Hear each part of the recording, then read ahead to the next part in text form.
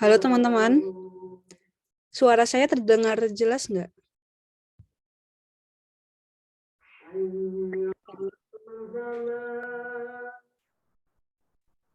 Terdengar, Kak.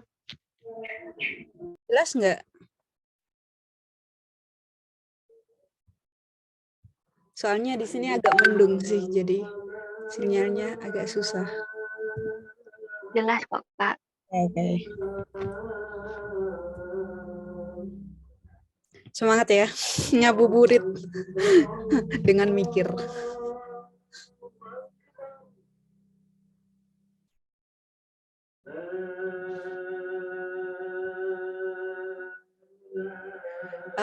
Mas Doninya, mentor kita udah mau gabung nih, tapi masih 23 orang.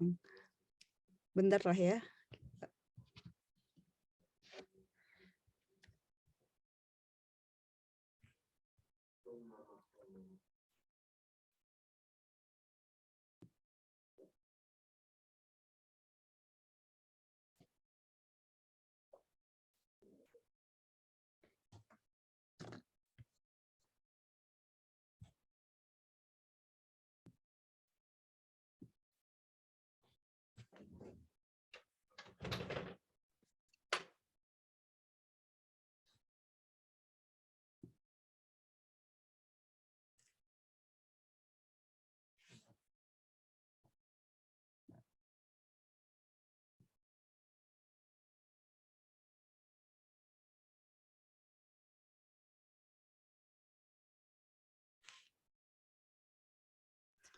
Yang gabung udah berapa orang?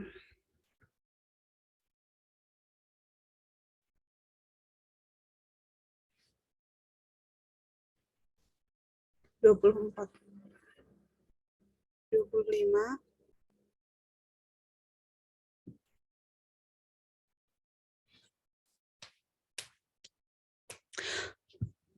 Oh iya, untuk jadwal tetapnya tadi Mas Doni udah ngasih. Jadi nanti aku share ketika mungkin malam.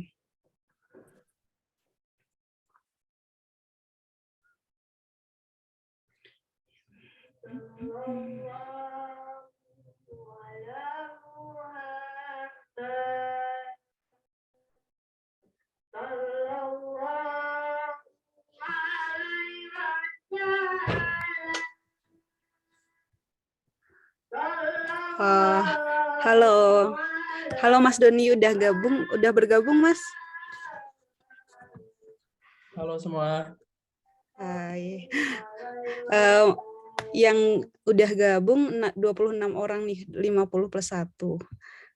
Apakah mau dimulai aja? Kita mulai ya. Atau mau tunggu mungkin 5 menit lagi atau gimana nih? Ada total berapa sih, Mbak? Sebenarnya yang mengundurkan diri cukup banyak. Jadi tadinya kelas dibuka itu untuk 50 orang, tapi yang konfirmasi ke saya sekitar 47 orang. Tapi itu pun ada yang mengundurkan diri 3 orang. Jadi sekitar 44.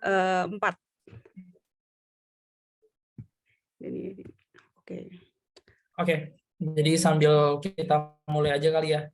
Iya, boleh. Sambil nunggu juga. Oke, baik, saya mulai. Assalamualaikum warahmatullahi wabarakatuh. Selamat sore teman-teman. Salam sejahtera untuk kita semua. Sebelumnya terima kasih karena maaf tadi sinyal hilang. Terima kasih atas kesempatannya karena menyempatkan waktu untuk meningkatkan skill kita belajar bersama-sama di sini. Sebelumnya perkenalkan, nama saya Vita Ristiana. Saya bagian dari Talent Hub untuk membantu nge-assist Mas Doni pada kelas kali ini. Oke, bentar.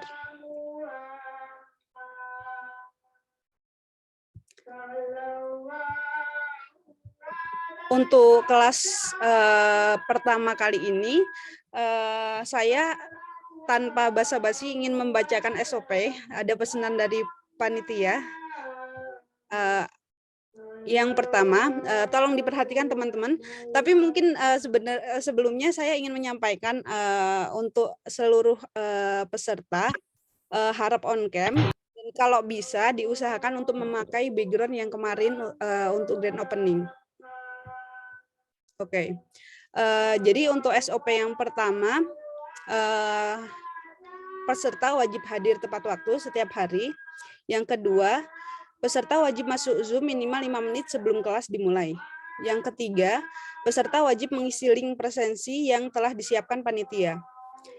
Yang keempat, peserta wajib on cam selama kelas berlangsung. Yang kelima, peserta wajib berlaku sopan dan menyimak pematerian dengan baik. Perlu diketahui teman-teman, jadi seluruh keaktifan dan aktivitas kita semua di sini udah saya rekod.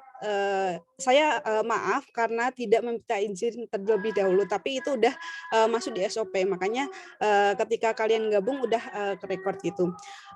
Selain itu untuk on cam dan lain-lain, keaktifan dan lain-lain, kalian masuk ke penilaian. Jadi dalam penilaian kelas kali ini ada penilaian kualitatif dan kuantitatif baik dari saya maupun dari Mas Doni sebagai mentor gitu. Jadi mohon partisipasinya agar kalian nanti lulus gitu.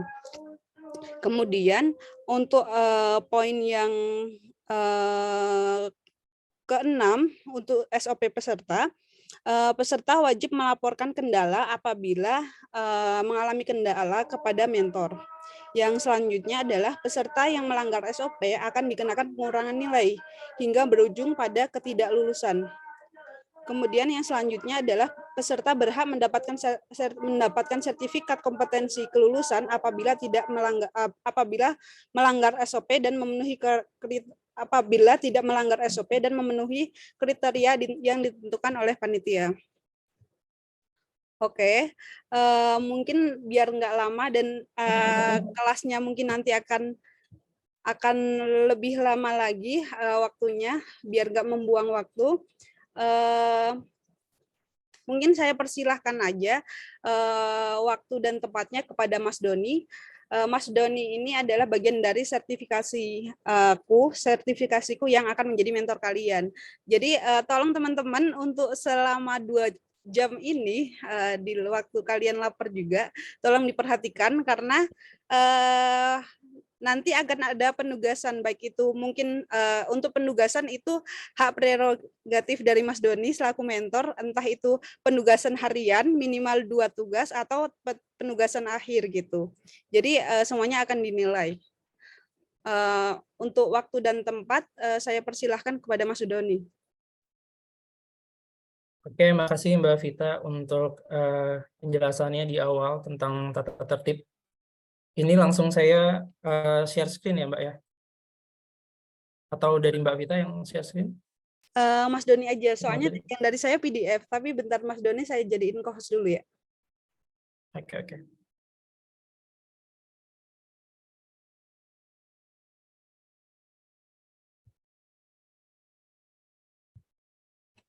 Udah, silakan Mas.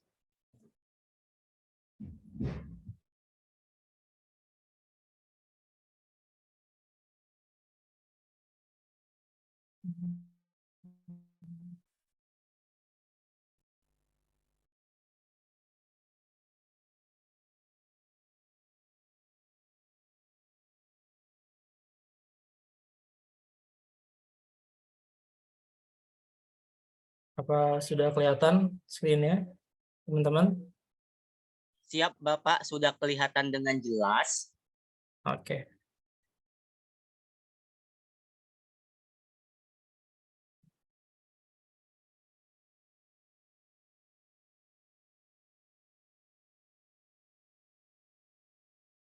Ya, Assalamualaikum warahmatullahi wabarakatuh. Selamat sore teman-teman semua, teman-teman yang sudah hadir, yang menyempatkan untuk sore ini kita belajar bersama-sama tentang stock analis atau investment.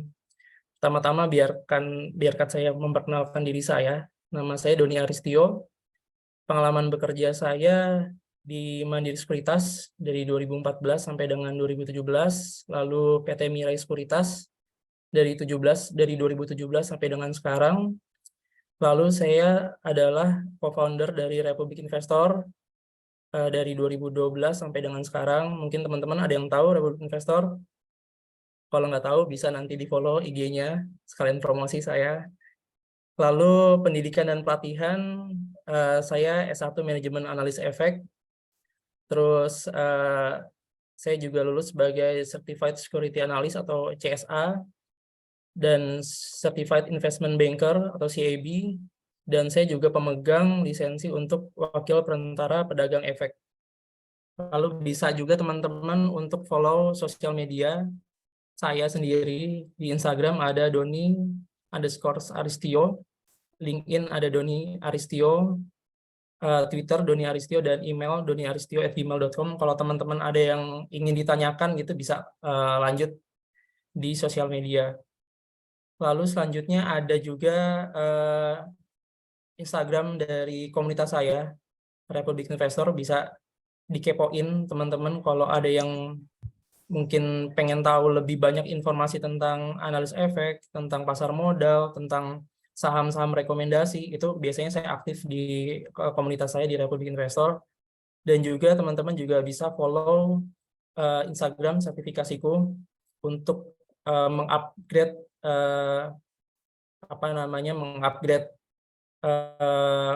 skill teman-teman dalam bidang pasar modal. Bisa diambil sertifikasi yang mumpuni tentunya di sertifikasiku.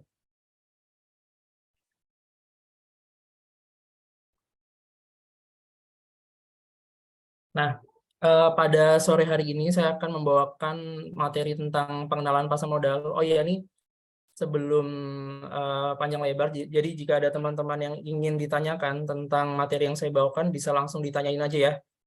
Jadi kita sekalian sharing-sharing aja, biar nggak terlalu jauh juga pembahasannya. Jadi teman-teman kalau ada yang mungkin belum begitu paham atau ada yang ditanyakan, bisa langsung ditanyakan, bisa raise hand atau bisa komen di kolom chat.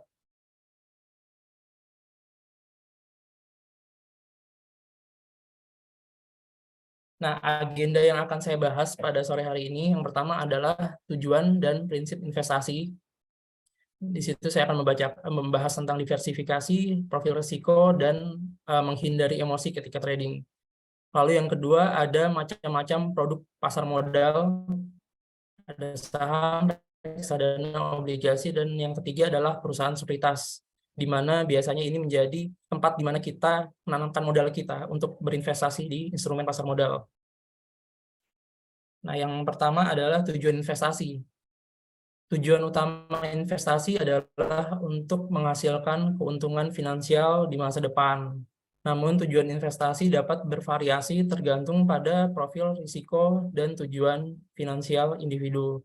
Jadi kita punya tujuan investasi yang dimana kita sudah mengklasifikasi nih apa aja ke depan yang akan kita persiapkan.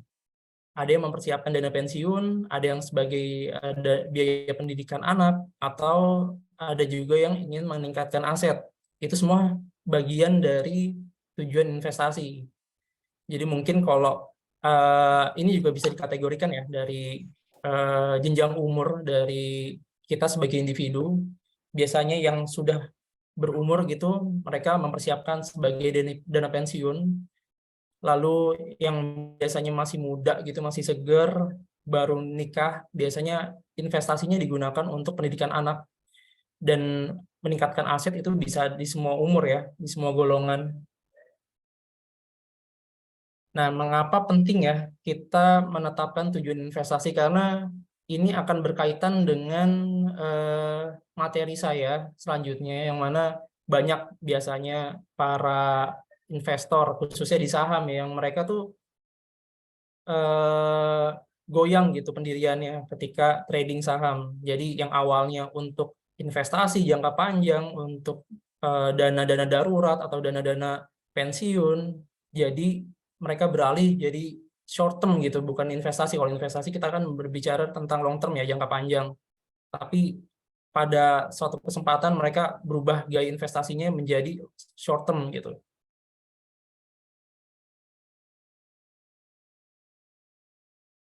Lalu prinsip investasi.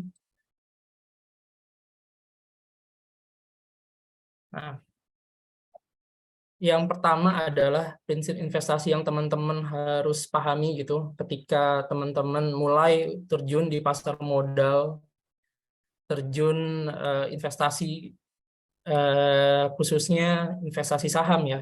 Pertama adalah diversifikasi, yaitu membagi jenis investasi. Mendiversifikasikan portofolio investasi dapat membantu mengurangi risiko dalam berbagai aset investasi. Di sini juga ada quote yang sangat populer di dunia investasi, 20 poin.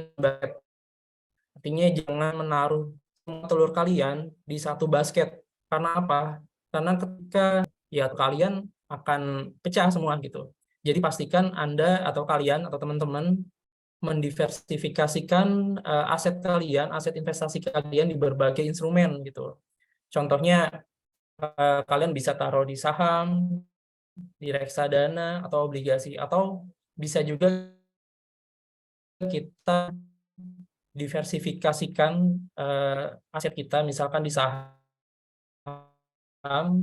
kita bisa bagi tuh portofolio kita. Misalkan satu saham banking, satu lagi saham consumer, Indofood, lalu ada lagi satu lagi di saham mining gitu, seperti PTBA, Adro, Doit.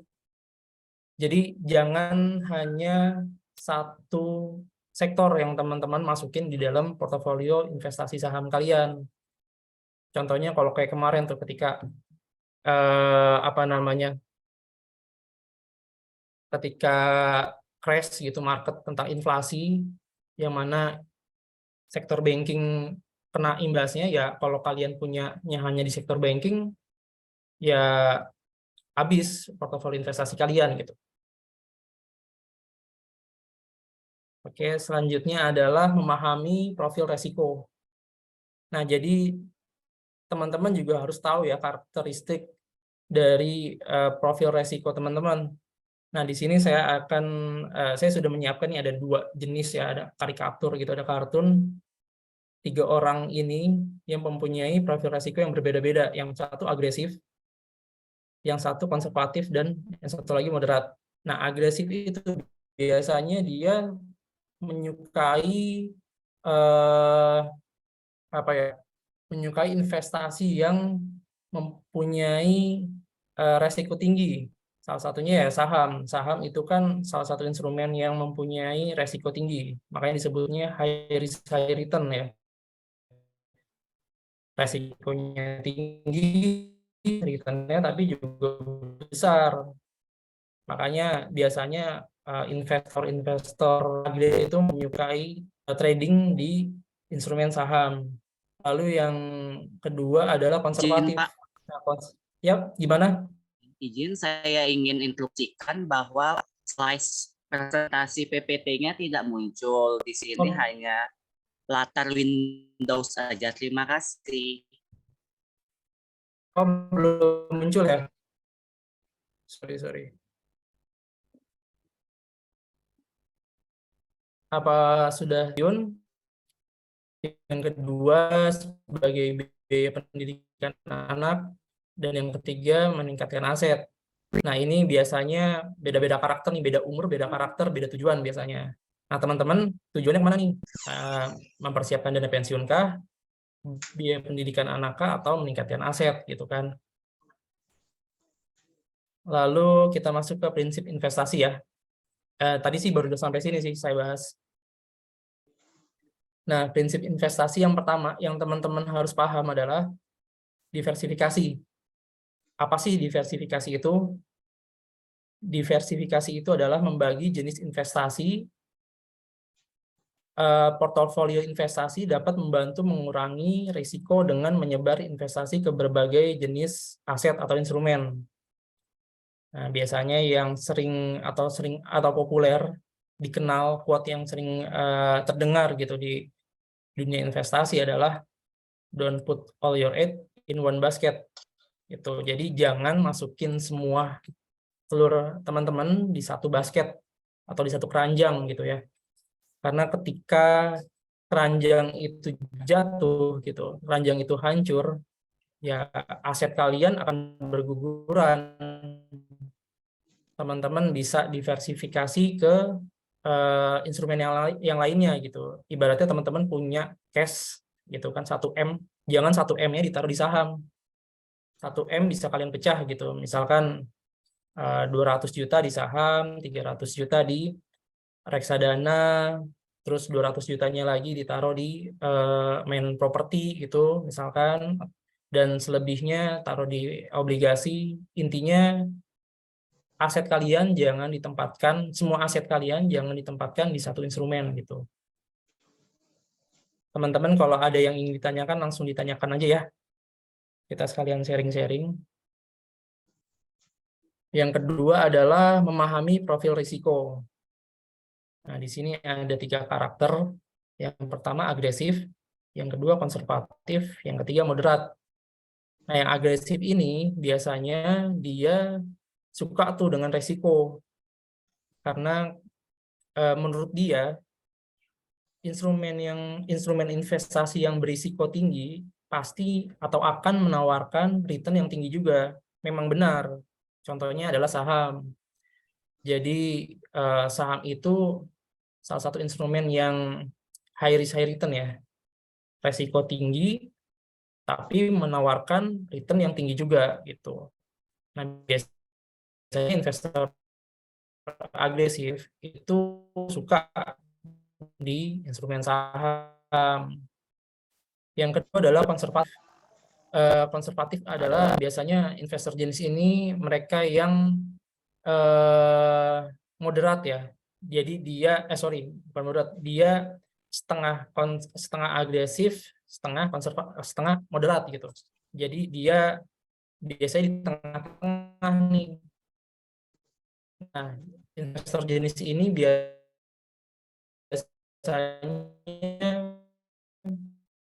membagi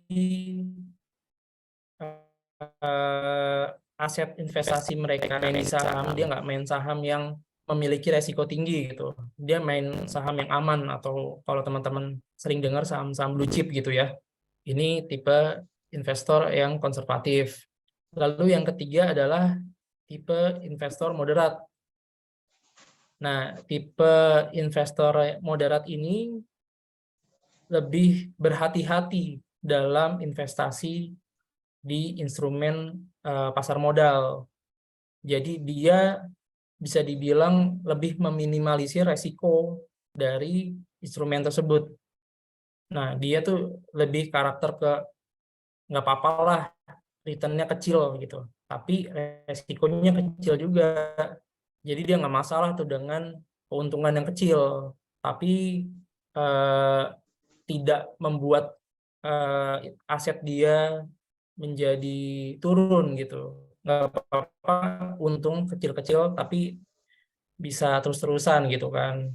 Nah, ini tipe investor yang moderat. Jadi teman-teman pahami nih, kira-kira teman-teman berada di tipe yang mana atau profil yang mana, agresif, konservatif, atau moderat gitu. Untuk teman-teman yang baru terjun di saham, saya sarankan sih konservatif dulu ya. Kita pahami dulu dari berbagai sektor saham ataupun emiten-emiten. Nanti setelah itu, setelah belajar analisa, kita bisa mulai menimbang-nimbang kira-kira cocok yang mana. Nah, yang tiga adalah menghindari emosional. Ini masih dalam bab prinsip investasi ya. Kenapa ini saya highlight di prinsip investasi? Karena ini yang akan, atau ini yang biasanya menjadi kendala ya dari beberapa atau dari sebagian investor saham, emosi. Jadi sebagai contoh gini, saya invest di saham Indofood gitu, atau Telkom lah, jangan Indofood terus. Saya invest di saham Telkom. ketika saya memasukkan dana saya atau saya beli Telkom, sebulan kemudian saham Telkom naik 10%. Nah, di situ saya mikir, waduh, udah untung 10% nih dalam sebulan gitu kan. Jual atau enggak? Kalau jual, berarti saya udah dapat nih 10% di cash saya gitu, sudah terrealisasi gitu kan. Kalau saya nggak jual, itu floating profit, jadi turun sahamnya. Nah, biar namanya nggak terkontrol gitu. Dia malah udah untung 10%, malah nambah lagi uangnya gitu, dibeli lagi saham Telkom. Jadi average dia tinggi, padahal udah untung gitu kan. Pas besokannya, ternyata saham Telkom turun berhari-hari, jadi minus. Nah, itu kan emosi ya. Ketika kita sudah jelas-jelas untung 10%, harusnya kita bisa take profit, tapi emosi kita bilang, beli lagi aja biar untungnya lebih gede gitu kan.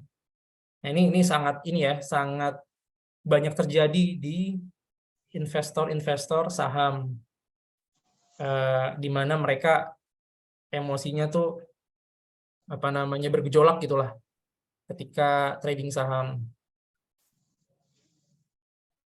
Lalu kita masuk ke produk dari pasar modal. Nah, yang pertama saham. Sebelumnya nih, sebelum saya masuk nih, kira-kira udah ada yang pernah buka akun saham atau sudah investasi saham dari teman-teman di sini? Saya pengen tahu. Bisa raise hand kalau sudah ada yang trading saham.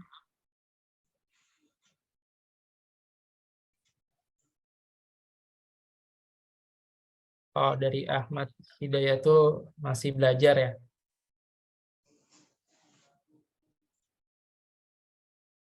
Oke, ada yang pernah juga Mas Regi ya di Ajaib. Siap. Oke, sudah ada juga Mas Eza udah buka account. Siap. Ada beberapa ya jadinya udah yang udah buka account saham, udah investasi saham. Oke, kita mulai dari yang basic. Jadi teman-teman yang belum investasi saham, ini sedikit saya jelaskan gambarannya. Saham dapat diartikan sebagai tanda pernyataan modal seorang atau pihak dalam kaitannya badan usaha ya, pada suatu perusahaan atau perseroan terbatas. Di pasar sekunder atau di bursa, dalam aktivitas perdagangan saham sehari-hari, harga-harga saham mengalami fluktuasi baik berupa kenaikan maupun penurunan. Nah, kenaikan dan penurunan itu terjadi karena adanya permintaan dan penawaran. Jadi secara garis besar saham itu adalah penyertaan modal ya. Jadi teman-teman kalau misalkan pengen misalkan buka bengkel gitu. Jadi saya invest deh di bengkel teman-teman nih. Invest berapa? Misalnya 10 juta gitu. Ketika bengkel teman-teman maju, banyak tuh langganan, banyak orang-orang yang ikut datang untuk memperbaiki mobil atau motor gitu, dan pendapatan bengkel itu naik, saya akan dapat hasil dari kenaikan bengkel itu. Singkatnya seperti itu saham. Dan naik turunnya harga saham itu dipengaruhi oleh adanya permintaan dan penawaran, atau bisa diartikan sebagai adanya pembelian dan penjualan. Semakin banyak orang beli saham, harga naik. Semakin banyak orang jual saham, harga turun. Simpelnya seperti itu. Nah, keuntungannya apa? Kita investasi saham. Yang pertama, dividen. Dividen merupakan pembagian keuntungan yang diberikan perusahaan dan berasal dari keuntungan yang dihasilkan perusahaan. Yang tadi saya bilang, kalau bengkel ini untung, katakan dalam sebulan bisa untung 50 juta gitu.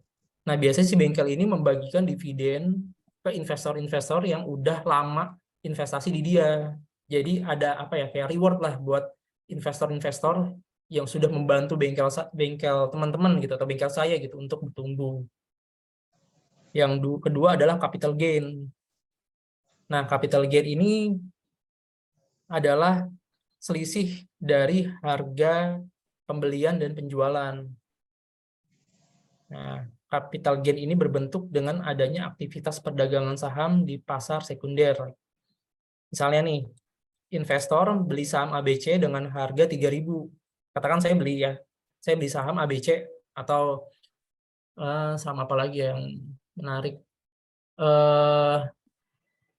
Saham Kalbe Farma gitu. Saya beli saham Kalbe Farma harga 3.000. Terus kemarin pas COVID itu banyak tuh yang beli obat, sehingga orang-orang atau investor melirik nih, waduh Kalbe Farma nih prospeknya bagus nih, karena obatnya laku terus gitu kan. Karena investor punya pendapat yang sama,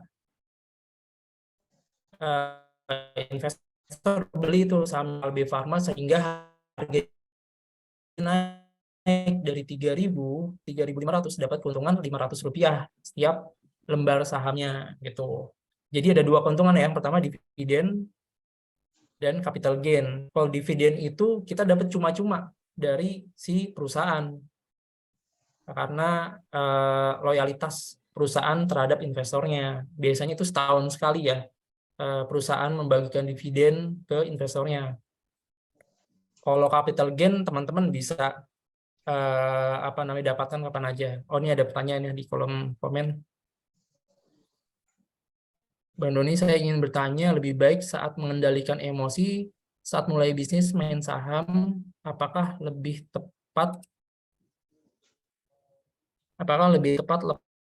lepaskan saham dengan nilai yang turun atau yang sedang naiknya? Dan terkait waktu yang tepat, versi Abang gimana? Oke. Nah, ini balik lagi, ini pertanyaan bagus sih. Karena sering terjadi gitu ya di trader atau orang yang investasi saham gitu, orang yang trading saham. Jadi lebih baik kita lepas ketika saham turun atau ketika saham lagi naik-naiknya gitu kan ya. Menurut saya sih ya lepas ketika saham naik ya, kan kita pengen untung ya. Ketika kita beli di harga rendah, kita berharap saham itu naik. Dan ketika naik, ya apalagi yang ditunggu gitu kan. Ya sudah lepas, udah untung gitu kan. Nah, pertanyaannya adalah seberapa banyak keuntungan yang kita mau gitu kan, keuntungan yang kita harapkan. Itu beda-beda tuh. Jadi balik lagi ke faktor emosi ya. Kalau saya sendiri sih, saya biar lebih confirm ya, saya biasanya lihat chart gitu. Saya analisa dulu, lihat chartnya. Ketika kemungkinan saham ini sudah tidak mampu melanjutkan kenaikannya, ya lebih baik saya jual. Nanti di pertemuan berikutnya kita akan bahas chart, dan ini menarik banget teman-teman.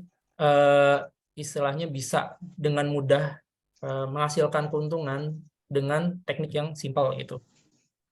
Jadi semoga terjawab ya, Mas Lili Agustianto.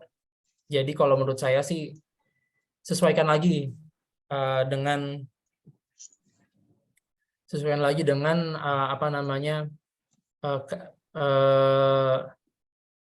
risk dan reward yang teman-teman inginkan gitu kalau teman-teman trading saham. Ketika dari analisanya sudah tidak mendukung saham itu naik, mendingan jual aja, toh sudah untung gitu, daripada teman-teman hold dan malah jadi rugi gitu kan. Oke, kita lanjutkan ya. Tadi kita sudah bahas tentang keuntungan dari saham. Selanjutnya risiko saham nih. Yang pertama ada capital loss. Ini yang tadi saya bahas. Ketika kita beli rendah, ya sebisa mungkin jualnya di harga yang tinggi. Saya beli di saham ABC di harga 2.000. Ya kalau mau untung belinya harus di atas 2.000 gitu kan. Kalau jualnya di bawah harga 2.000 itu rugi. Kayak ini nih contohnya, ketika beli saham di harga 2.000, dia jual di 1.400 ya, kerugiannya Rp600 gitu. Yang pertama capital loss, yang kedua ini salah. Nah, nomor kedua. Yang kedua adalah risiko likuiditas. Nah, dalam hal ini perusahaan dikatakan bangkrut oleh pengadilan. Tapi tenang aja, biasanya perusahaan akan membagi persentase untuk pengembalian dana kepada pihak-pihak yang memiliki kewajiban gitu. Misalkan perusahaan bangkrut, biasanya dia sih melunasi dulu utang-utang obligasi, lalu saham-saham yang sudah diinvestasikan ke perusahaan dia kembalikan ke investornya. Tapi sejauh ini saya bekerja di dunia pasar modal, nggak banyak kok perusahaan yang dilikuidasi, itu jarang sekali. Jadi di pasar modal ini khususnya di saham itu masih menawarkan prospek yang bagus gitu untuk kita investasi. Nah, ini contoh pergerakan saham dalam bentuk chart ya. Ini sahamnya Indosat atau kodenya ISAT. Jadi di saham itu, di emiten itu perusahaan ya. Kalau di pasar modal menyebutnya emiten atau perusahaan, itu diberikan kode dengan 4 huruf ya. Ini kan 4 huruf ISAT, ISAT gitu. Kalau bank perbankan itu biasanya dimulai dengan huruf B. Misalkan kayak Bank Mandiri, kodenya BMRI gitu. Nanti teman-teman akan terbiasa. Nah, ini pergerakan ya, fluktualitas dari saham ISAT. Ini saya tandai nih. Dari November sampai dengan ini Januari 2023 ya. Ini kan Desember, di sini Januari.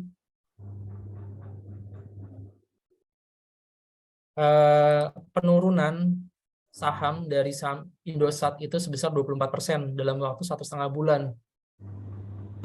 Jadi ibaratkan teman-teman investasi 100 juta di ISAT, dalam 1,5 bulan sudah floating loss 24 juta gitu kan dalam 1 bulan.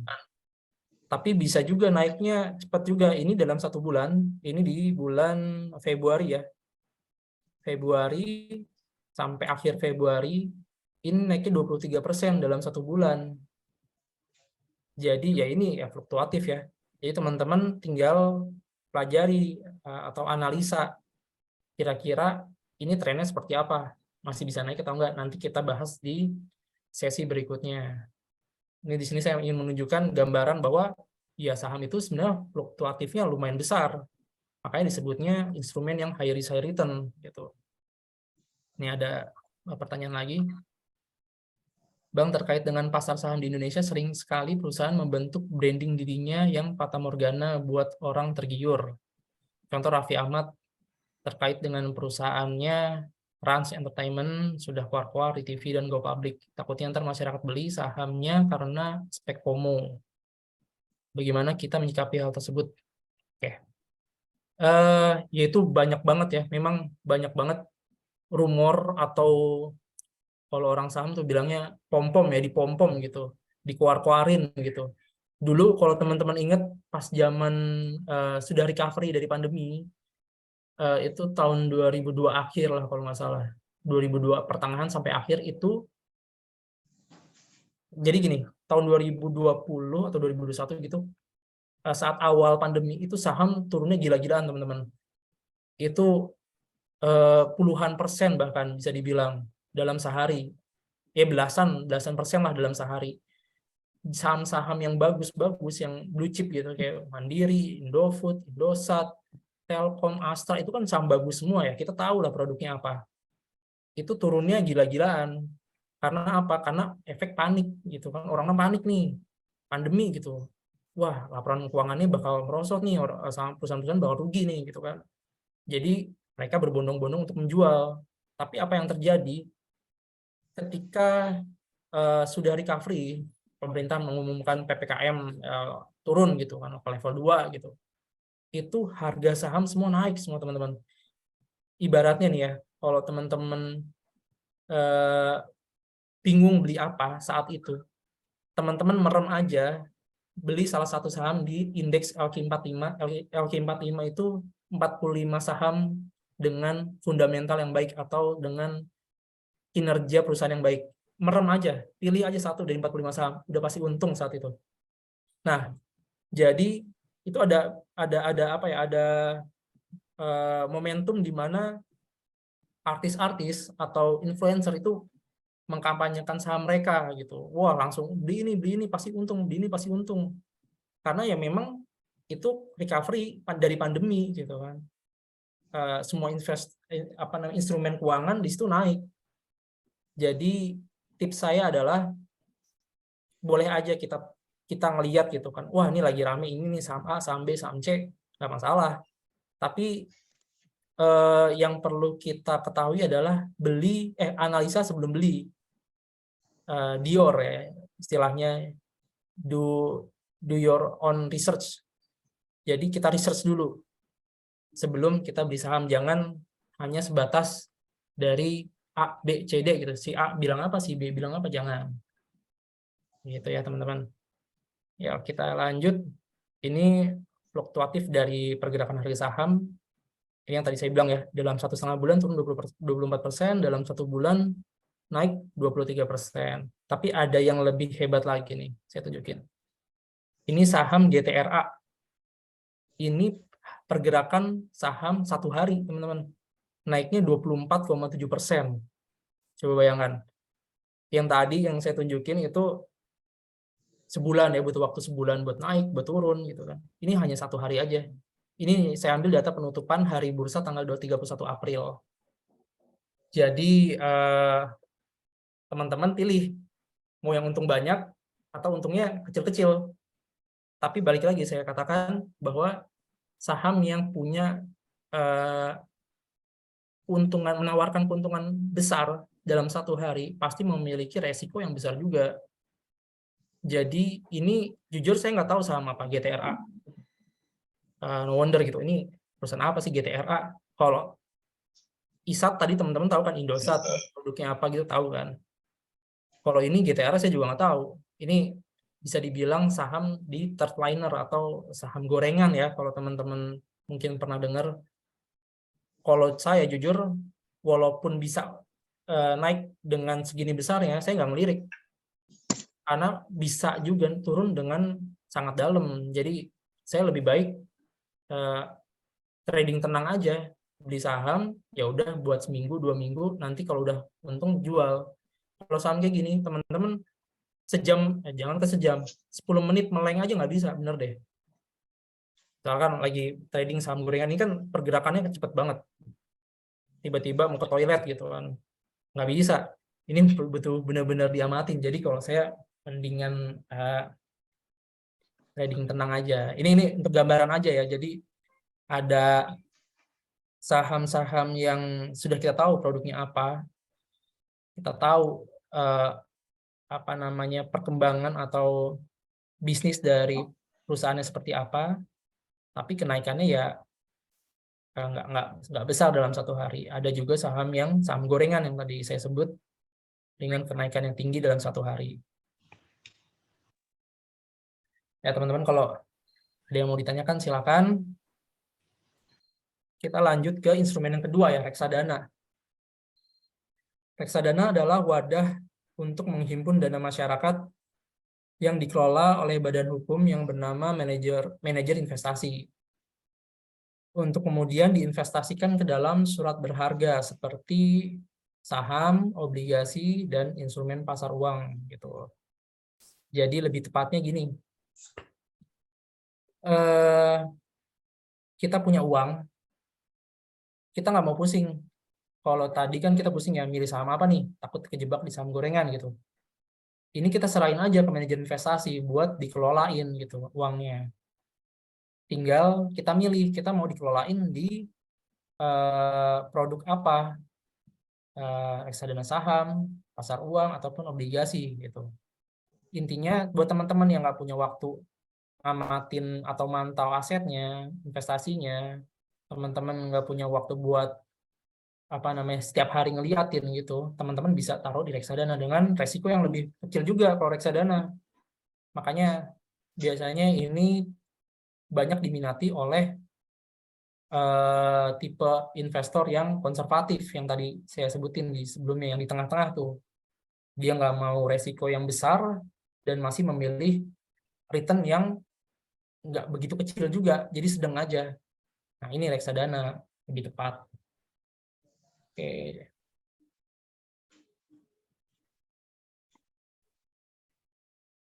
Nah, keuntungan membeli reksadana adalah yang pertama, risiko yang lebih minimal.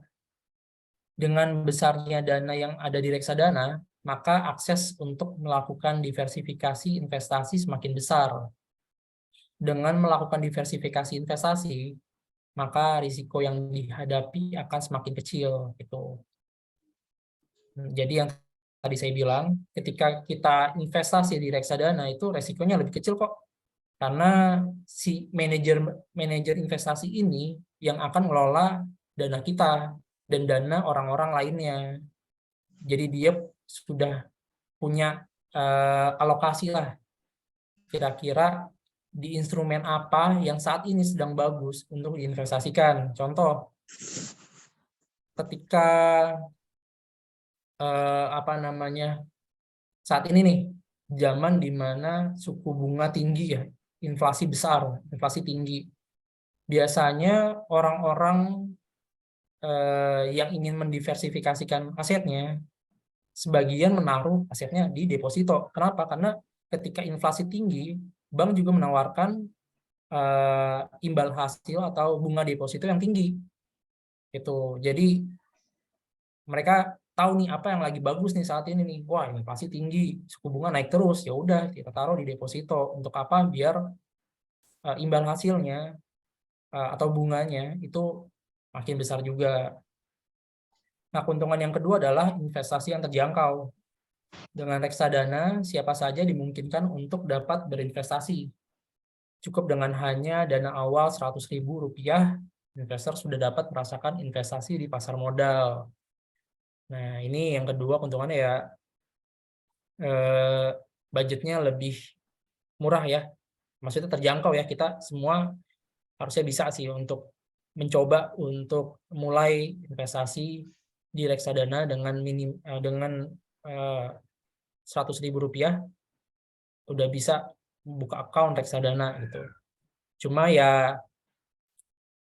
kalau misalkan kenaikannya nih dari aset kita di reksadana misalkan setahun naik 10%, ya berarti 10% dari aset kita yang 100.000, berarti kita dapat keuntungan 10.000 gitu. Jadi makin besar asetnya, persentase yang diberikan juga makin besar, atau hasil dari persentase itu makin besar.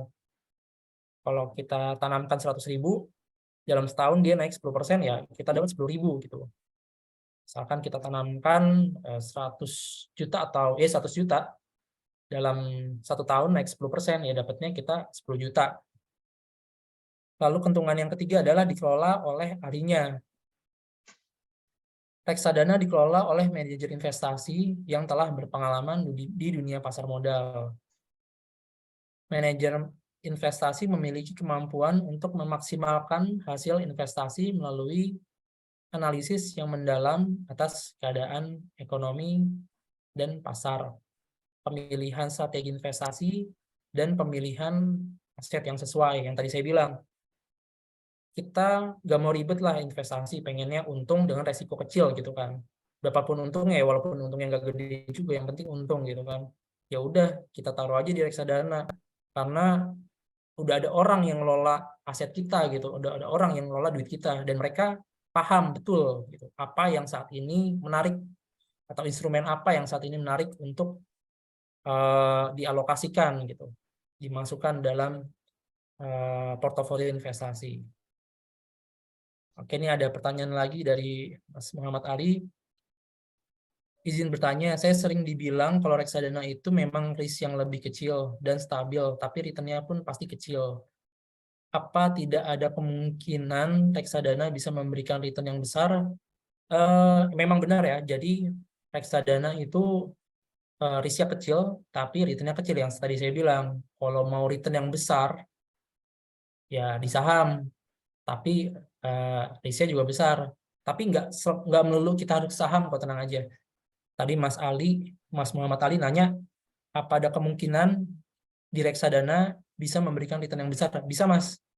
Jadi reksadana itu ada 5 produk ya, nanti kita akan bahas. Mas Ali bisa masuk di produk reksadana saham. Nah, reksadana saham itu dia menawarkan return yang besar, tapi juga resiko yang besar. Balik lagi, setiap ada keuntungan yang besar pasti berdampingan dengan resiko yang besar juga.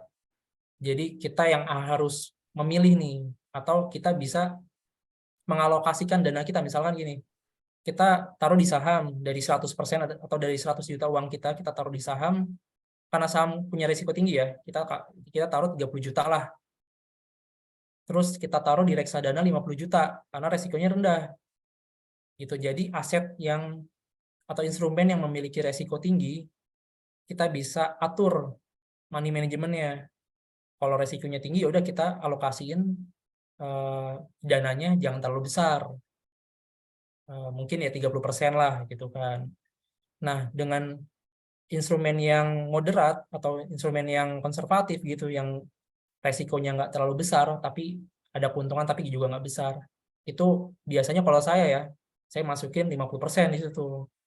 Karena walaupun untung kecil, tapi pasti untung paling enggak gitu ya. Bukan pasti sih, paling enggak untung terus gitu. Walaupun rugi, paling enggak besar juga. Dan kita bisa lihat juga kalau track record-nya dari si aset manajemen tersebut. Apakah selalu nguntungin atau enggak.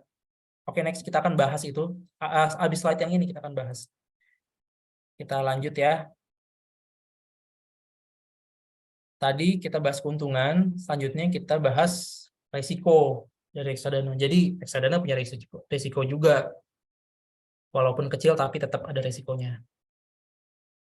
Yang pertama, risiko berkurangnya nilai unit. Efek yang dikelola manajer investasi pada reksadana juga dapat mengalami penurunan nilai investasinya. Biasanya dipengaruhi oleh perkembangan pasar uang dan pasar modal, seperti perubahan suku bunga, jatuhnya harga saham, dan risiko default emiten.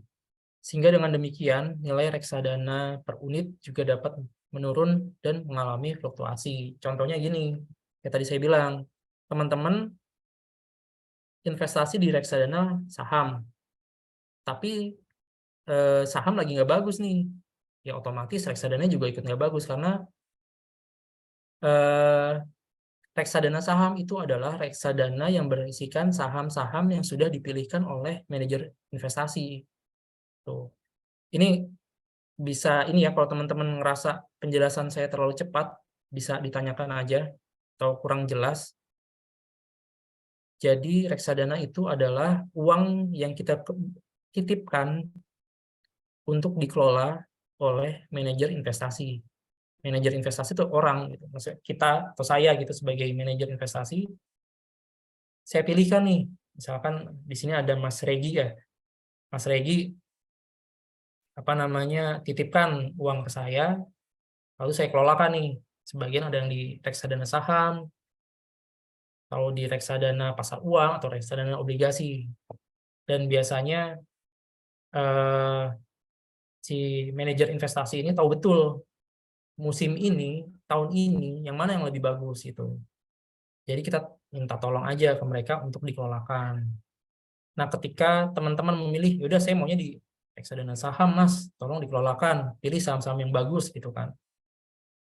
Nah, si manajer investasi ini membeli saham-saham yang menurut dia bagus, tapi tetap aja ketika market saham lagi jelek, ya otomatis reksadana saham ikut turun gitu ya.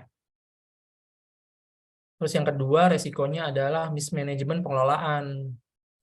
Jika manajer investasi kurang atau tidak berhasil mengelola portofolio efeknya, maka nilai aktiva bersih atau NAB per unit reksadana tersebut juga akan menurun nilainya. Nah, di sini pentingnya kita memilih perusahaan atau manajer investasi yang bagus. Karena manajer investasi ya orang juga gitu, manusia juga, dia bisa aja kurang tepat analisanya gitu terhadap kemungkinan yang terjadi di depan. Nah, pertanyaannya gimana nih cara untuk memilih manajer investasi yang bagus gitu kan, pertanyaannya pasti seperti itu kan. Ada kok track record-nya. Jadi teman-teman bisa lihat dari pengelolaan si A dalam setahun bisa menghasilkan berapa. Next kita akan bahas ya setelah slide yang ini, kita akan bahas. Ini saya jawab chat dari pertanyaan teman-teman dari Mas Yusuf. Izin bertanya, apakah ada perusahaan reksadana kripto atau perusahaan manajer investasi kripto? Menurut saya sih belum ada ya Mas ya. Karena kalau sudah masuk ke pengelolaan aset, itu biasanya ada pengawasnya, ada regulatornya. Kalau reksadana ini kan langsung diawasi oleh OJK, Otoritas Jasa Keuangan gitu. Nah, setahu saya kripto tuh belum ada regulatornya yang menangani tentang kasus-kasus gitu di dalamnya. Jadi regulator ini bertanggung jawab atas segala, maksudnya bertanggung jawab tentang kasus yang terjadi gitu ya. Dia bisa aja mensuspend perusahaan yang tidak mengikuti arahan atau aturan dari si regulator gitu. Nah, ini ada 5 jenis reksadana ya. Pertama, reksadana pasar uang. Biasanya jenis reksadana ini dia punya kebijakan investasi 100%, ini 100% pada instrumen pasar uang atau surat berharga dengan jatuh tempo kurang dari 1 tahun. Nah, biasanya cocok untuk profil yang konservatif gitu, yang maunya aman aja, yang sudah pasti gitu menguntungkan. Reksadana jenis ini memiliki risiko paling rendah dan imbal hasilnya juga relatif lebih kecil gitu. Yang tadi saya bilang, risiko kecil pasti berdampingan dengan return-nya. Risiko kecil ya return-nya kecil. Yang kedua adalah reksadana pendapatan tetap. Alokasinya sebesar 80% pada efek yang memberikan pendapatan tetap, misalnya obligasi. Jadi produk ini masuk obligasi itu 80% dari dana kelolaan. Misalkan dana kelolaan itu 10M ya. Nah, 8M-nya itu ditempatkan di reksadana pendapatan tetap ke obligasi gitu. Karena 80% harus di pendapatan tetap. Yang ketiga, reksadana campuran. Ini saya jelaskan dulu. Reksadana pendapatan tetap itu cocok dengan profil yang konservatif ya, yang di tengah lah. Karena dia biasanya jangka waktunya 1-3 tahun untuk menghasilkan return. Yang ketiga, reksadana campuran. Reksadana campuran memiliki kebijakan investasi maksimal 79% pada instrumen pasar uang, obligasi, dan saham.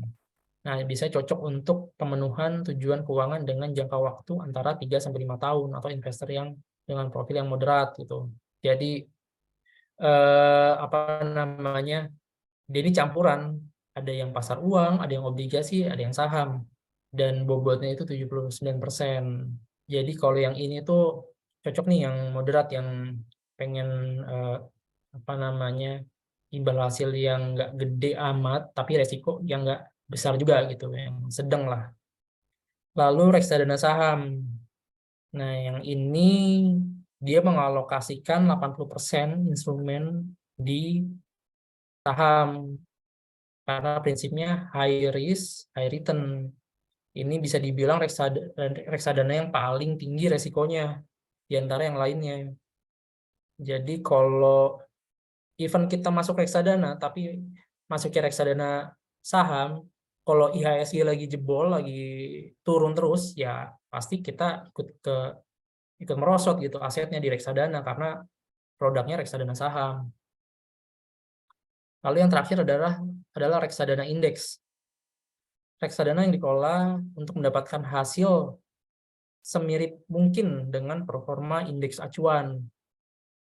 Contohnya ada indeks 30, indeks 30 atau LQ45. Jadi gini teman-teman, di IHSG itu jadi ada indeks-indeksnya. Kayak indeks LQ45, indeks 30, LQ45 tuh liquid ya. Liquid itu berarti artinya saham yang ramai diperdagangkan gitu. Jadi 45 saham yang ramai diperdagangkan, itu ada indeksnya. Jadi bursa itu bikin indeks-indeks untuk memudahkan investor untuk trading. Misalkan, Mas saya nggak tahu nih, saya baru di saham gitu, baru mulai investasi saham. Kira-kira yang bagus saya beli apa ya? Nah, kata si bursa gini, ini saya udah sedia ini indeks LQ45. Di situ ada 45 saham dengan kriteria perusahaannya berkembang, utangnya tidak besar, utang dari perusahaannya tidak besar, dan liquid, dalam arti ini ramai diperdagangkan gitu. Pilih ini aja. Jadi dari 600 saham yang ada di IHSG, teman-teman sudah dikasih 45 saham pilihan yang perusahaannya bagus-bagus, tinggal pilih aja 1 atau sekian atau 5 gitu dari 45 saham itu. Dan sama seperti IDX 30, IDX 30 juga sama. Ini saham-saham yang sudah dikelompokkan oleh bursa saham atau bursa efek untuk kita pilih dari 30 saham yang udah bagus-bagus nih, kita pilih mau yang mana. Karena kalau kita pilih satu-satu itu banyak banget teman-teman, ada 600 emiten atau 600 perusahaan yang setiap hari itu running gitu, di running trade, muter terus gitu, angkanya muter terus. Jadi kadang pusing juga ya, waduh ini angkanya nggak karuan, ada yang merah, ada yang biru, ada yang naiknya 20%, ada yang turunnya sampai 20% juga, ada yang harga 50, ada yang harga 50.000 gitu kan, pusing ya kita ya. Jadi sudah dipilihkan nih oleh bursa efek. Oke, Mas Eza, boleh apa yang ingin ditanyakan? Ingin bertanya Mas Doni, Ya, masuk ya suaranya. ya masuk jelas. Jadi gini, Mas, pertanyaan saya, nih, saya misal pelaku langsung saham gitu. Apa bedanya ketika kita eksekusi langsung sendiri pembelian saham dengan melalui reksadana saham, melalui manajer keuangan ini yang ada di reksadana gitu. Berarti kan sama-sama high risk, high return-nya gitu. Apa yang membedakan itu kita eksekusikan diri dengan pengetahuan yang misalnya kita memiliki pengetahuan yang sama ya, memiliki pengalaman yang sama-sama panjang ketika kita eksekusi sendiri dengan lewat reksadana. Apakah reksadana ada sedikit ketika kita penjualannya menurun misal di pasar sahamnya, apakah ada jaminannya dari reksadana atau seperti apa? Terima kasih. Oke, jadi pertanyaannya apa bedanya kita transaksi sendiri di saham dengan kita transaksi lewat manajer investasi di reksadana gitu ya Mas ya? Ya, Gitu ya? secara garis besarnya seperti itu. Jadi bedanya gini Mas, kalau kita sendiri yang transaksi langsung di saham, di instrumen saham, kita tahu seberapa besar resiko kita bisa atur keuangan kita, dan kita bisa pilih saham-saham sesuai kemauan kita. Kalau di reksadana, kita beli reksadana pasar saham gitu.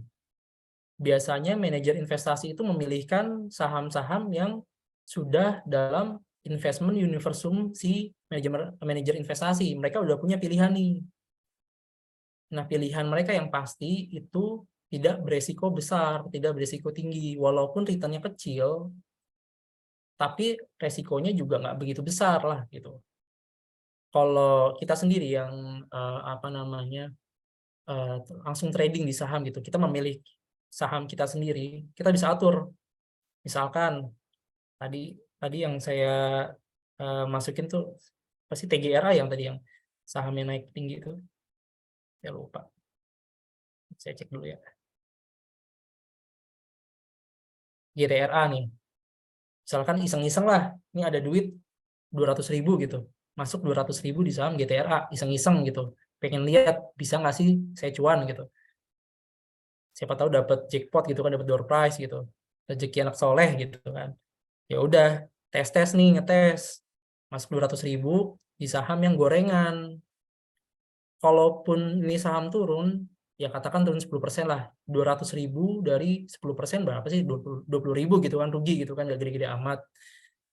Tapi kalau untung pun ya 10% dari 200.000 ya 20.000 juga. Seenggaknya kita belajar gitu, kita tahu karakternya gimana.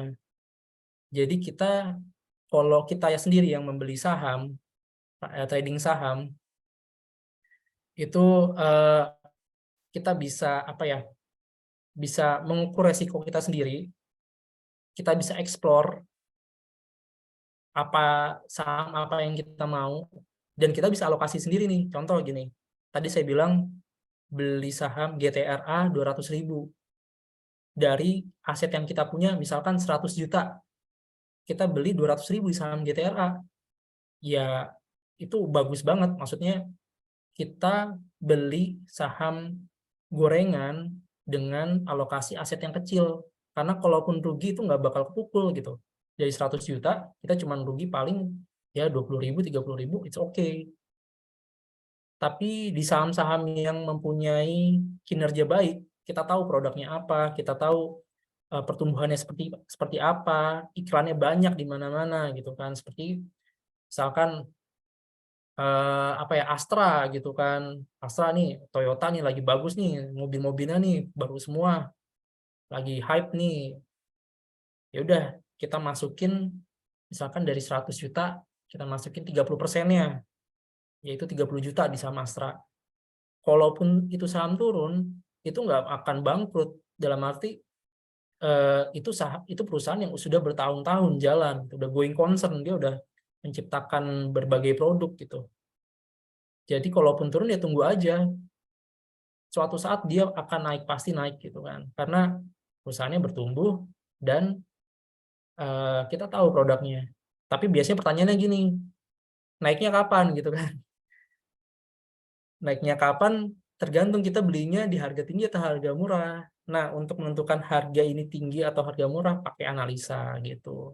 Nanti di sesi berikutnya saya akan ajarkan analisa untuk menentukan baiknya belinya di harga berapa ya gitu. Ini udah ketinggian atau belum, atau ini udah murah apa belum gitu.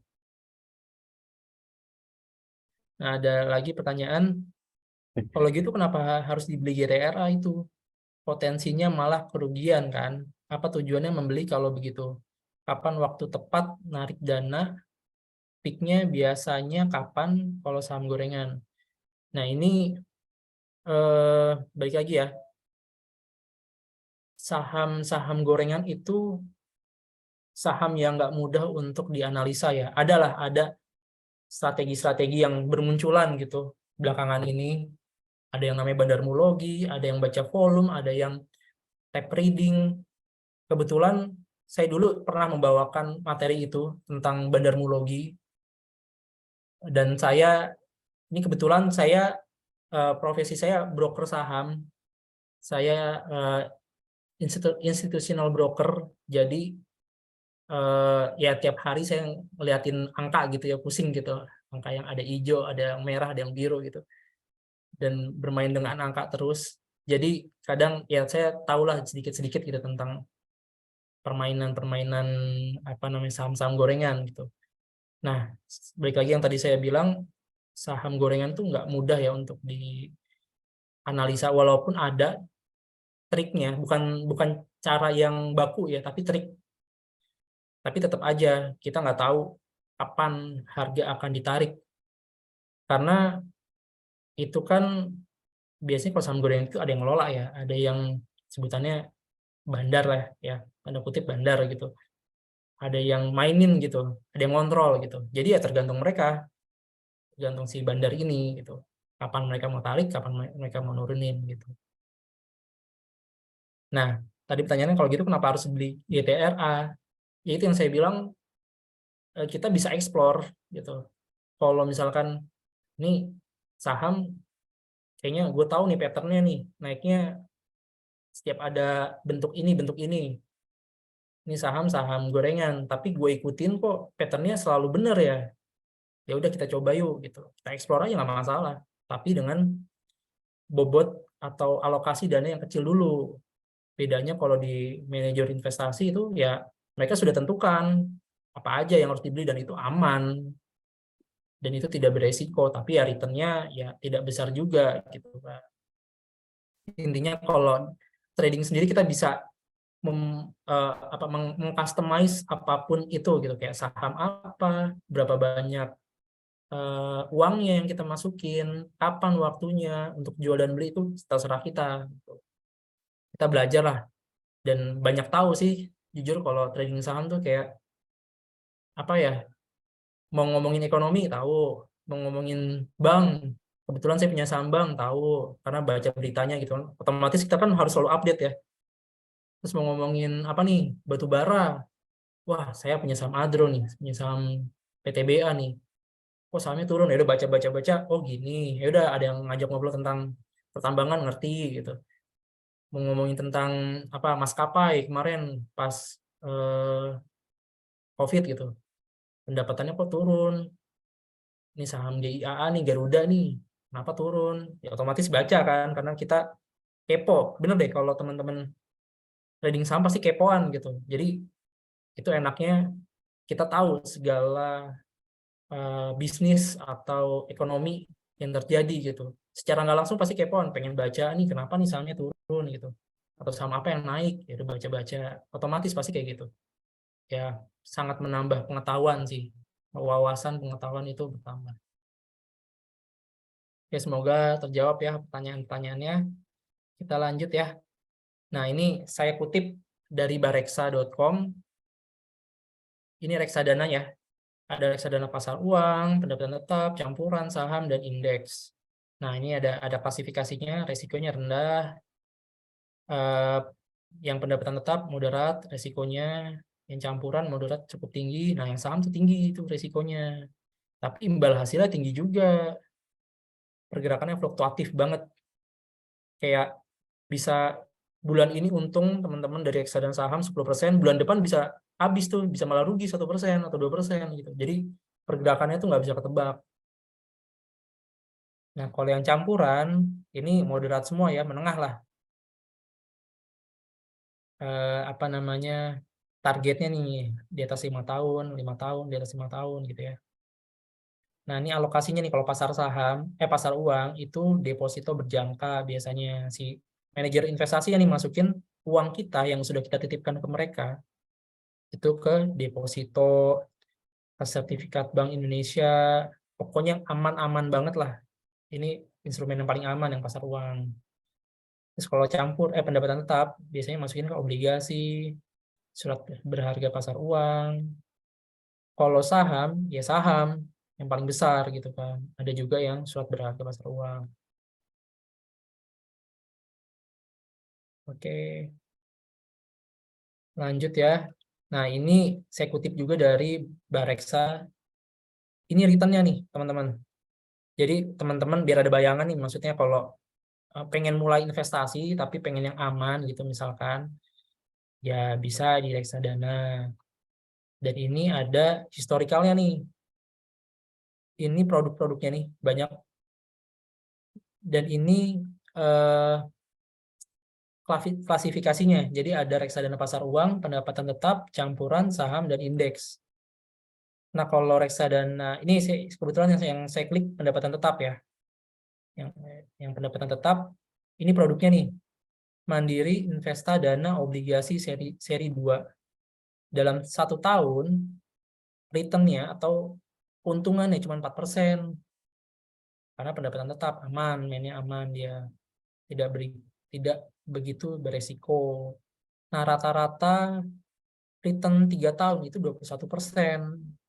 Rata-rata 5 tahunnya 25%. Jadi udah ada bayangan kan? Tadi saya bilang kenapa penting juga untuk melihat manajer investasi yang bagus. Jadi dari sini, ini kan pendapatan tetap ya, ada 9 produk. Sebenarnya banyak sih kalau saya tarik ke bawah, tapi ini saya screenshot sampai sini aja.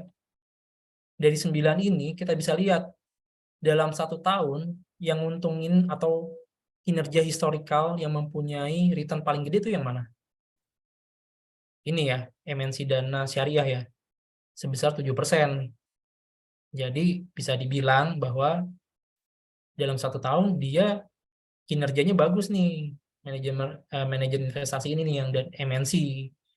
Nah, dari 3 tahun yang mana yang bagus? Ini Stable Income Fund 40%. Nah, begitu juga di reksadana campuran. Teman-teman bisa pilih. Ini bisa diakses gratis. Kalau teman-teman pengen lihat detailnya, teman-teman bisa buka Bareksa www.bareksa.com. Itu tanpa teman-teman login, itu udah ada di halaman awalnya. Jadi teman-teman tinggal cek kira-kira saya mau masuk di mana ya? Reksadana saham, campuran, pendapatan tetap atau pasar uang. Gitu. Dan returnnya apa nih yang paling menguntungkan nih? Gitu kan. Ini yang reksadana campuran Sukor paling gede 19%. Memang Sukor sekuritas atau Sukor aset manajemen itu memiliki return reksadana yang cukup besar selama beberapa tahun ini. Jadi ini cukup banyak diminati lah reksadana Sukor Invest. Tinggal produknya aja mau apa, ada yang anak pintar, ada yang premium fund.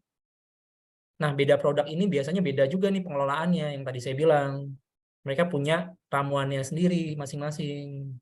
Tinggal lihat aja, oh anak pintar dalam 1 tahun 19% untungnya, ya udah ini aja gitu aja kan sebenarnya simpelnya. Kita lihat kinerjanya yang menguntungkan yang paling besar yang mana. Itu teman-teman. Ini ada pertanyaan lagi dari Siti Aisyah. Bagaimana dengan obligasi negara dengan keuntungan yang sampai 6-7% ya? Apa keuntungan dan kerugiannya? Nah, kalau obligasi biasanya kan dia memberikan kupon ya. Ini bicara konteksnya obligasi ya, bukan reksadana obligasi ya. Kalau obligasi itu biasanya memberikannya kupon. Kupon itu udah pasti.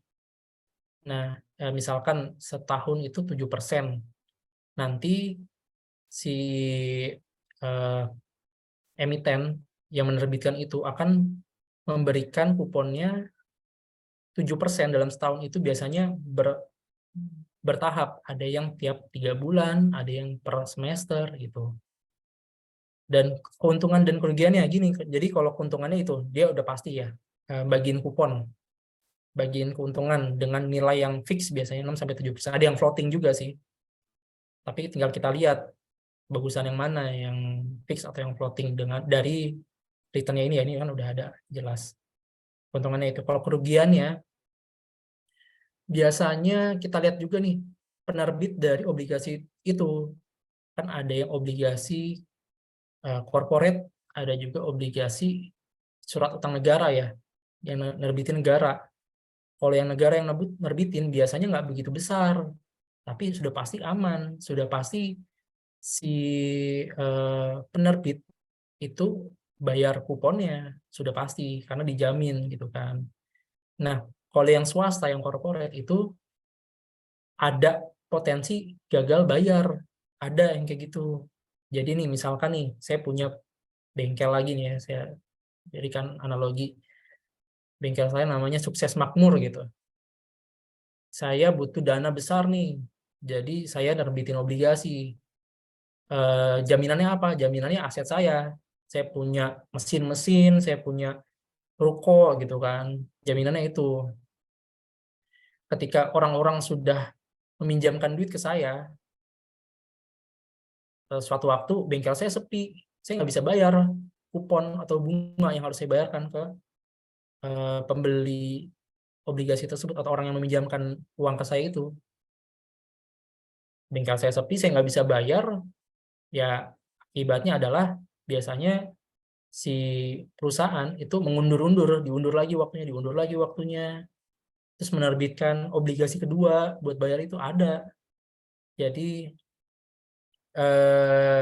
biasanya yang harus diperhatikan ketika kita beli obligasi adalah siapa nih penerbitnya. perusahaannya kita tahu nggak, kita kenal nggak, kita tahu produknya nggak gitu. Ada lagi nih yang bertanya, investasi syariah itu bagaimana ya Mas? Investasi syariah itu macam-macam ya instrumennya, ada yang saham syariah, ada reksadana syariah, ada obligasi saya kurang tahu ya, ada. Tapi kayaknya ada deh produknya. Tapi yang sudah banyak ramai gitu diperjualbelikan saham ada saham syariah. Saham syariah itu saham yang tidak mempunyai kegiatan usaha atau produk-produk yang melanggar syariah, kayak misalnya nggak menjual minuman beralkohol dan lain-lain lah ya, tidak, maksudnya sesuai syariah gitu, dan tidak memiliki utang besar, itu biasanya kriterianya. Jadi kalau pertanyaannya investasi syariah ya bisa di saham pun ada indeks syariah yang tadi saya bilang, ada indeks 30, ada indeks 4, ada LQ45, ada indeks syariah. Nanti di sesi berikutnya saya bahas ya tentang indeksnya. Kita lanjut. Ini instrumen kedua ya dari pasar modal, yaitu obligasi. Obligasi adalah surat utang jangka menengah maupun jangka panjang yang diperjualbelikan. Obligasi berisi janji dari pihak yang menerbitkan efek untuk membayar imbalan berupa kupon yang tadi saya bilang. Saya punya bengkel, saya butuh modal, teman-teman ngasih saya modal, ya udah saya kasih bunganya atau kuponnya. Biasanya itu udah ada perjanjian. Soalnya teman-teman ngasih saya modal 1M gitu. Saya janji buat ngasih bunga teman-teman 10% setahun. Ya udah, tiap tahun saya harus bayar, atau misalkan dalam setahun tiap semester 2 semester dalam setahun, atau 4 kuartal dalam setahun gitu.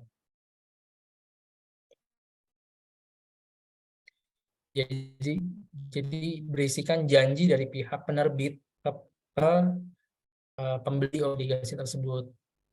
Obligasi merupakan salah satu investasi efek berpendapatan tetap yang bertujuan untuk memberikan tingkat pertumbuhan nilai investasi yang relatif stabil dengan risiko yang relatif lebih stabil juga. Oke, ini ada yang bertanya lagi. Izin bertanya, kalau beli saham terus harga sahamnya turun, itu nggak bakal naik lagi, apa stagnan turun terus ya Mas? Percayalah bahwa saham itu ada. Misalnya kita beli saham gudang garam, alasannya kenapa kita beli saham gudang garam? Alasannya A, B, C, D gitu kan. Dan alasan itu diperkuat dengan analisa. Nanti saya ajarkan di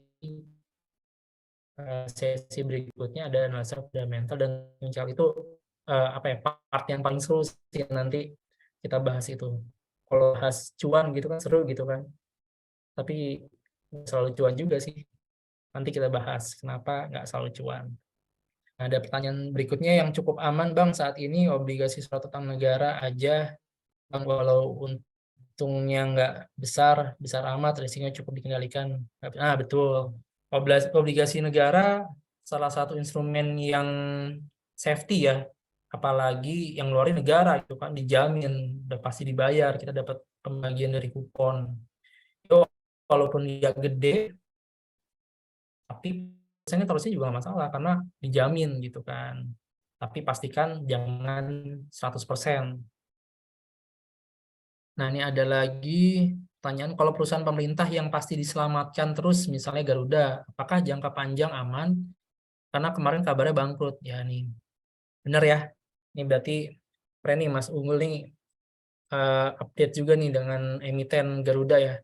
Benar, jadi perusahaan-perusahaan BUMN itu biasanya ditolong gitu oleh pemerintah. Biasanya ketika mereka sudah mengalami kerugian berturut-turut gitu, berkuartal-kuartal, ya salah satu cara untuk menyelamatkan pemerintah, menyelamatkan emiten itu ya disuntik dana pemerintah. Tapi ya pertanyaannya, kalau udah disuntik dana oleh pemerintah, tapi kenapa rugi terus? ya berarti ada yang nggak benar dengan manajemennya gitu kan.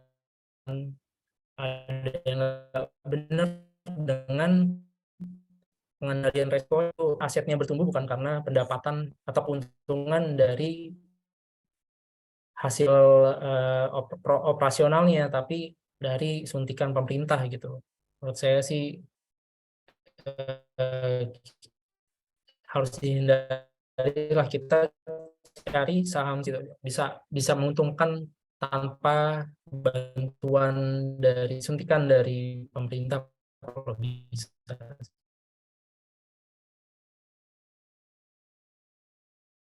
Oke, kita lanjut ya.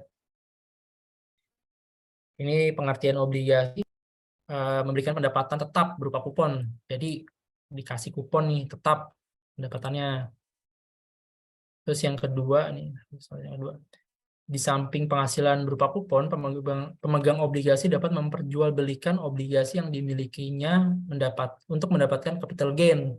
Ini seru juga nih obligasi. Jadi misalkan kita beli obligasi di 100, di harga par gitu, di 100 gitu. Jadi obligasi itu pun ada harganya, ada acuannya.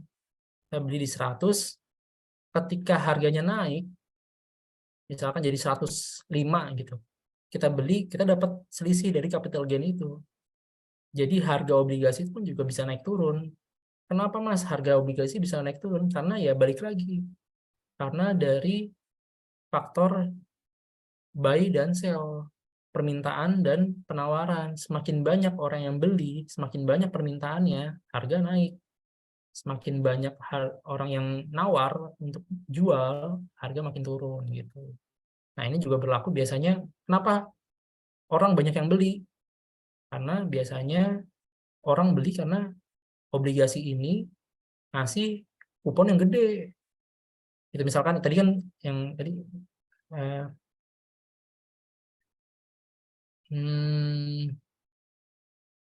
tadi ada yang bilang ya 5-6% ya. Nih Siti Aisyah tadi bilang keuntungannya 6-7% untuk obligasi. Misalkan rata-rata keuntungan obligasi itu 6-7% returnnya ya. Suatu ketika ada yang nerbitin obligasi dengan keuntungan 11%. Wah, banyak tuh pasti yang beli kan. Setahun 11%, di antara yang lainnya biasanya cuma 7%. Jadi ramai tuh yang beli, banyak yang beli, harga naik gitu. Ini kelihatan kan, masih kelihatan ya share screen-nya ya? Apa udah berubah? Materi saya Ini udah nggak di PPT lagi, Bang. Oh ya, sebentar. Tadi ada nah, ini udah kelihatan ya? Yes. Aman dan terkendali.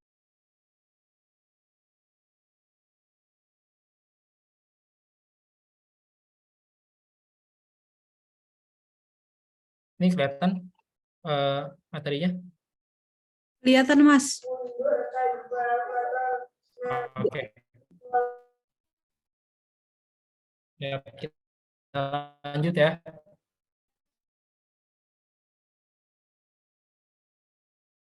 Nah, saya obligasi yang pertama tadi yang bilang tidak mampu membayar kupon.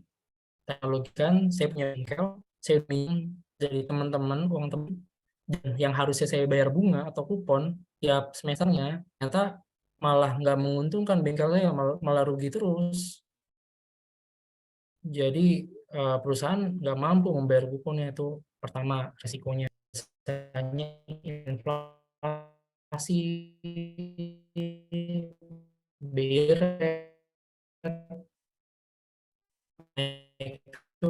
itu juga pengaruh ke harga obligasi. Jadi yang bisa bilang ini pengaruhnya ke capital gain sih. Ketika kita jual obligasi, ada orang yang mau beli. Ya ini nggak make sense. Maksudnya nggak banyak berpengaruh besar lah kalau kita beli obligasi yang memang bagus. Banyak ya. Oke, ini bab terakhir ya, perusahaan sekuritas. Tadi kita udah banyak bahas tentang instrumennya, ada saham, reksadana, obligasi. Pertanyaannya adalah untuk bisa beli itu semua di mana gitu kan. Mas, saya mau beli obligasi di mana ya? Saya mau beli saham, saya mau beli reksadana, reksadana ada sih, perusahaan sekuritas juga bisa. Nah, kita bahas perusahaan sekuritas yang